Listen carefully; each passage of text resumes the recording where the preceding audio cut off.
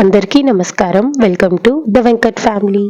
ఈ రోజు వీడియోలో శ్రావణ శుక్రవారం రోజు హడావిడి లేకుండా అమ్మవారికి ఈ 3 నైవేద్యాలు సింపుల్ గా ఎలా ప్రిపేర్ చేసుకోవాలో షేర్ చేస్తాను. వీడియోని ఎక్కడ స్కిప్ చేయకుండా లాస్ట్ వరకు చూడండి. అండ్ ఐ హోప్ మీకు ఈ వీడియో హెల్ప్ అవుతుందని అనుకుంటున్నా. అమ్మవారికి పెట్టే నైవేద్యాలలో డీప్ ఫ్రై ఐటమ్స్ కూడా మనం నైవేద్యంగా పెడతాము. ఈ రోజు వీడియోలో చక్కెర పొంగలి, గారెలు, బూరెలు ఎలా ప్రిపేర్ చేసుకోవాలో చూద్దాము. ముందుగా చక్కెర పొంగలి ఎలా ప్రిపేర్ చేసుకోవాలో చూపిస్తాను. ఒక గిన్నెలో 1 కప్ రైస్ ఇంకా అలానే హాఫ్ కప్ పెసరపప్పు యాడ్ చేసుకోవాలి. ఫస్ట్ పెసరపప్పు బియ్యం రెండింటిని నీట్ గా వాటర్ తో వాష్ చేసిన తర్వాత స్టవ్ ఆన్ చేసి బాండి పెట్టేసి ఈ పప్పు బియ్యంలో almost 4 glasses of water add చేసి అది కొంచెం ఒక 5 మినిట్స్ ఉడికిన తర్వాత ఇంకా అందులోని మిల్క్ ఒక 2 గ్లాసెస్ వరకు యాడ్ చేసుకోవాలి. ఈ మిల్క్ మోస్ట్లీ సరిపోతుంది. ఇన్ కేసు సరిపోకపోతే లాస్ట్ లో ఇంకొక 1 గ్లాస్ మిల్క్ కూడా యాడ్ చేసుకోవచ్చు. ఈ పప్పు బియ్యం రెండు మెత్తగా ఉడికిపోయిన తర్వాత ఇందులోని 1 కప్ వరకు బెల్లం పౌడర్ యాడ్ చేసుకోవాలి. ఇక్కడ నేను ఆర్గానిక్ బెల్లం పౌడర్ యూస్ చేస్తున్నాను, అందుకనే మీకు చాక్లెట్ కలర్ లో కనిపిస్తుంది. ఓన్లీ బెల్లంతోనే కాకుండా ఒక 2 స్పూన్స్ షుగర్ యాడ్ చేస్తే టేస్ట్ ఇంకా ఎన్హాన్స్ అవుతుంది. మీకు బెల్లం ఇష్టం లేకపోతే షుగర్ తోనైనా ఈ రెసిపీ ప్రిపేర్ చేసుకోవచ్చు. బెల్లంలో అన్నం పప్పు బాగా ఉడికిన తర్వాత ఇప్పుడు లాస్ట్ లోని యాలకుల పొడి వేసి స్టవ్ ఆఫ్ చేసేసుకోవాలి. నేను ఇక్కడ ఆర్గానిక్ బెల్లం పౌడర్ యూస్ చేశాను కాబట్టి పాలు విరగలేదు. ఇన్ కేస్ మీరు ఉప్పు బెల్లం వాడుతున్నట్టయితే ఒకసారి చూసుకోండి, పాలు విరిగే ఛాన్సెస్ ఉంటాయి. ఇంక ఇప్పుడు లాస్ట్ లోని నేతిలో డ్రై ఫ్రూట్స్ అన్ని ఫ్రై చేసుకోవాలి. జీడిపప్పు గోల్డెన్ బ్రౌన్ కలర్ లో ఫ్రై అయిన తర్వాత చక్కెర పొంగల్లో కలిపేసుకోవడమే. అంతే, వేడి వేడిగా చక్కెర పొంగల్ అయితే రెడీ అయిపోయింది. ఇక్కడ జీడిపప్పు యాడ్ చేశాను కదా, ఈ ప్లేస్ లో కొబ్బరి ముక్కలు కూడా వేసుకోవచ్చండి, అప్పుడు టేస్ట్ ఇంకా బాగుంటుంది. కొంతమంది అలా చేస్తారు, మేమైతే ఇలా చేస్తాము. అండ్ ఇప్పుడు మన సెకండ్ రెసిపీ పూర్ణం బూరెలు ఎలా ప్రిపేర్ చేసుకోవాలో చూద్దాము. 1 కప్పు పచ్చిశనగపప్పుని ముందు రోజు రాత్రి నానబెట్టేసుకోవాలి, లేదా అట్లీస్ట్ 6 అవర్స్ పాటు నానబెట్టాలి. నెక్స్ట్ డే మార్నింగ్ కుక్ చేసే ముందు ఒకసారి మళ్ళీ వాష్ చేసిన తర్వాత అందులోని సఫిషియంట్ వాటర్ యాడ్ చేసుకొని ఇంకా స్టవ్ మీద పెట్టేయండి. మీరు ఈ ప్రాసెస్ కావాలంటే కుక్కర్ లో చేసుకోవచ్చు. ఏముంది, కుక్కర్ లో 4 to 5 విజిల్స్ కి బాగా ఉడికిపోతుంది. కాకపోతే ఇన్ కేస్ మీకు ఎవరికైనా gastric problem or else digestion issues ఉన్నాయి అనుకుంటే గనక ఇలా ఓపెన్ ప్యాన్ కుకింగ్ చేసుకోవడమే మంచిది. ఇలా పప్పు కుక్ అయ్యేటప్పుడు ఆ వైట్ లేయర్ అంతా రిమూవ్ చేస్తే ఎంత పప్పు తిన్నా కడుపు ఉబ్బడం లాంటివి, గ్యాస్ట్రిక్ ప్రాబ్లమ్, డైజెషన్ ఇష్యూస్ ఏవి ఉండవు. పప్పు బాగా ఉడికిన తర్వాత అందులో నుంచి వాటర్ అంతా సెపరేట్ చేసేసుకోవాలి. అండ్ పప్పుని కొంచెం స్మాష్ చేయండి. నేను ఆ స్టెప్ అలవాటు అయిపోయి లాస్ట్ లో చేశాను. కాకపోతే బిగినర్స్ అయితే మాత్రం పప్పుని ముందుగానే బాగా మెదిపేసిన తర్వాత అప్పుడు బెల్లం యాడ్ చేసుకోవాలి. ఇక్కడ నేను 1 కప్ పచ్చిశనగపప్పు తీసుకున్నాను, అందుకు గాను 1 కప్ బెల్లం తీసుకోవాలి. మీరు ఇంకా స్వీట్ తింటున్నారు అంటే 1.5 కప్ బెల్లమైనా యాడ్ చేసుకోవచ్చు. సో నేను బెల్లం వేసిన తర్వాత ఇలా స్మాష్ చేస్తున్నాను, నాకు అలవాటు అయిపోయింది కాబట్టి. బట్ బిగినర్స్ అయితే మాత్రం ముందుగానే పప్పుని స్మాష్ చేసుకొని అప్పుడు బెల్లం యాడ్ చేయండి. సో ఈ బెల్లం అంతా కరిగి పప్పు ఆ బెల్లంలో ఉడికి దగ్గరగా అయినంత వరకు లో ఫ్లేమ్ లో పెట్టి కంటిన్యూస్ గా మిక్స్ చేస్తూ ఉండాలి, లేకపోతే కింద అడుగంటేస్తుంది.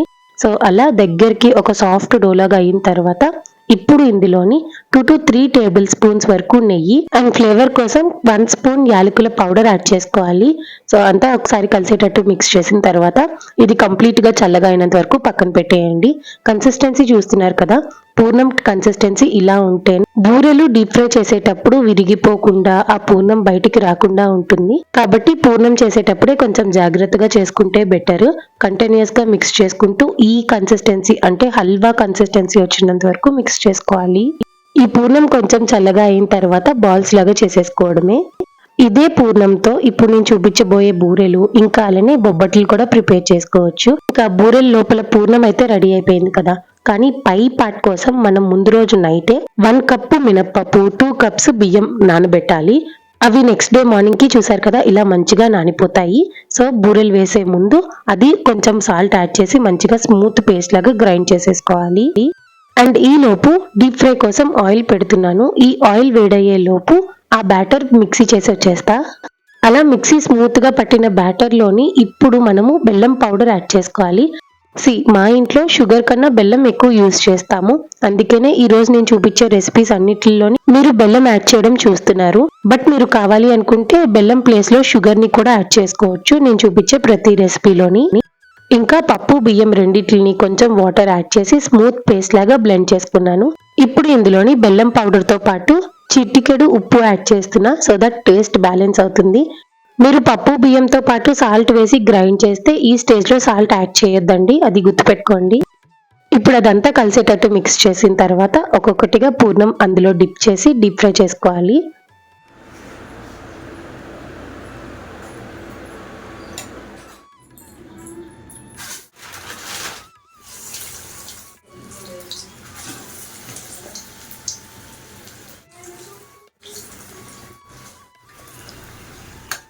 ఇంకా వీడియోలో చూపించినట్టు ఒక్కొక్క పూర్ణాన్ని ఆ బ్యాటర్ లో డిప్ చేసి ఇలా బూరెల్లాగా వేసుకోవాలి. ఈ బూరెలన్నీ లో ఫ్లేమ్ లో పెట్టి కుక్ చేసుకోండి సో దట్ లోపల వరకు వేగుతుంది, లేకపోతే పైన కలర్ వచ్చేస్తుంది కానీ లోపల బ్యాటర్ అంతా పచ్చిగా ఉండిపోతుంది.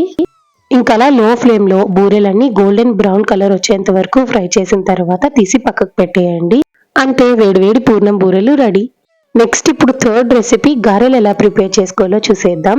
1 కప్పు మినప్పప్పుని ముందు రోజు నైటే నీట్గా నానబెట్టేయాలి, లేదా అట్లీస్ట్ ఒక 4 hours ముందు నానబెట్టుకున్నా సరిపోతుంది. ఇక్కడ నేను ఒక 1 కప్ మినప్పప్పు మాత్రమే నానబెట్టాను కాబట్టి మిక్సీలో కొంచెం వాటర్ యాడ్ చేసుకుంటూ పల్స్ ఇచ్చి స్మూత్ పేస్ట్ లాగా ఇలా మిక్సీ పట్టేశాను. ఇప్పుడు ఆ బ్యాటర్ అంతా ఒక గిన్నెలోకి తీసుకొని ఇలా ట్యాప్ చేయాలన్నమాట. ఇలా చేయడం వల్ల గారె చాలా సాఫ్ట్ గా ప్లఫీగా లోపలంతా స్పంజిగా ఉంటుంది. అలా చెయ్యకపోతే గారె గట్టిగా వచ్చేస్తుందని గుర్తుపెట్టుకోండి. ఇలా చేయడం వల్ల ఇందులో సెపరేట్ గా మనం సోడా పౌడర్ లాంటివి ఏమీ యాడ్ చేయాల్సిన అవసరం లేదు. ఈ బ్యాటర్ లోని రుచికి సరిపడా ఉప్పు వేసి అంతా కలిసేటట్టు మిక్స్ చేసుకోండి. ఆ వీడియో క్లిప్పింగ్ మిస్ అయింది, అందుకనే చెప్తున్నా.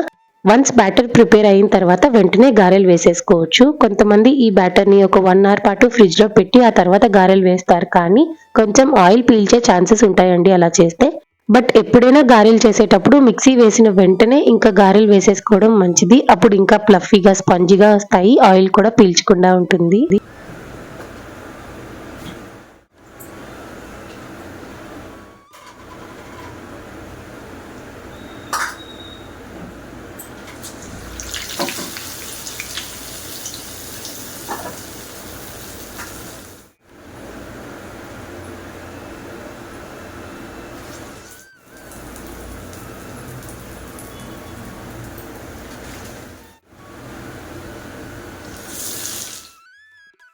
వీడియోలో చూపించిన విధంగా ఒకటి తర్వాత ఒకటి గారెలు స్లోగా డీప్ ఫ్రై చేసుకోవాలి. అండ్ డీప్ ఫ్రై చేసేటప్పుడు కొంచెం కేర్ఫుల్ గా ఉండండి. ఈవెన్ గారెలు టర్న్ చేసేటప్పుడు కూడా ఆయిల్లో టర్న్ చేస్తాం కాబట్టి అవి స్పిల్ అవ్వకుండా కొంచెం కేర్ఫుల్ గా చేయండి. ఈ గారెలన్నీ మీడియం ఫ్లేమ్ లో పెట్టి ఫ్రై చేసుకోవాలి. లో ఫ్లేమ్ లో పెడితే ఆయిల్ పీల్ చేస్తాయి, హై ఫ్లేమ్ లో పెడితే లోపల ఉడకవు. మీడియం టు లో ఫ్లేమ్ లో అడ్జస్ట్ చేసుకొని గారెలు గోల్డెన్ బ్రౌన్ కలర్ వచ్చేంత వరకు ఫ్రై చేసుకోవాలి. ఇలా గారెలు గోల్డెన్ బ్రౌన్ కలర్ వచ్చిన తర్వాత తీసి పక్కన పెట్టేయడమే, అంతే. వేడి వేడి గారెలు కూడా రెడీ అయిపోయాయి. చాలా సింపుల్ గా ఒక 1/2 hour to 1 hour లోని మనం ఈ నైవేద్యాలన్నీ ప్రిపేర్ చేసేసుకోవచ్చు అండి. ముందు రోజు నైట్ ప్రిపరేషన్స్ చేసుకుంటే నెక్స్ట్ డే మార్నింగ్ కి అంతా ఈజీ అయిపోతుంది. నైట్ పడుకోబోయే ముందు 1 కప్పు పచ్చిశనగపప్పు పూర్ణం కోసం నానబెట్టాలి. అండ్ బూరి ఔటర్ లేయర్ కోసం 1 కప్పు మినప్పప్పుకి 2 కప్పులు బియ్యం యాడ్ చేసి మినప్పప్పు బియ్యం రెండింటిని కలిపి నానబెట్టాలి.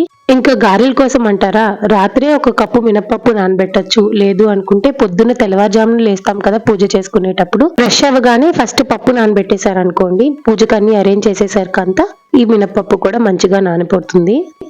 ఇలా కొన్ని ప్రిపరేషన్స్ అన్ని చేసుకొని అన్ని ఒక ప్లాన్ లో చేసుకుంటే ఎటువంటి హడావిడి లేకుండా ప్రశాంతంగా అమ్మవారికి పూజ చేసుకోవచ్చు. సో ఇది ఇవాల్టి వీడియో. ఈ వీడియో కనుక మీకు నచ్చినట్టయితే లైక్ చేయండి. మీ ఫ్రెండ్స్ అండ్ ఫ్యామిలీ ఎవరికైనా ఈ వీడియో హెల్ప్ అవుతుంది అంటే వాళ్ళతో షేర్ చేయండి. అలానే ఇంకా ఛానల్ ని ఎవరైనా సబ్స్క్రైబ్ చేసుకోకుండా చూస్తున్నట్టయితే సబ్స్క్రైబ్ చేసుకోండి. ఈ ఛానల్ కొత్తగా స్టార్ట్ చేశామండి. మీ లవ్ అండ్ సపోర్ట్ ఎప్పుడూ అలానే ఉండాలని మనస్ఫూర్తిగా కోరుకుంటూ మళ్ళీ మీ అందరికీ ఉపయోగపడే ఇంకొక చక్కటి వీడియోతో మీ ముందు ఉంటుంది ద వెంకట్ ఫ్యామిలీ.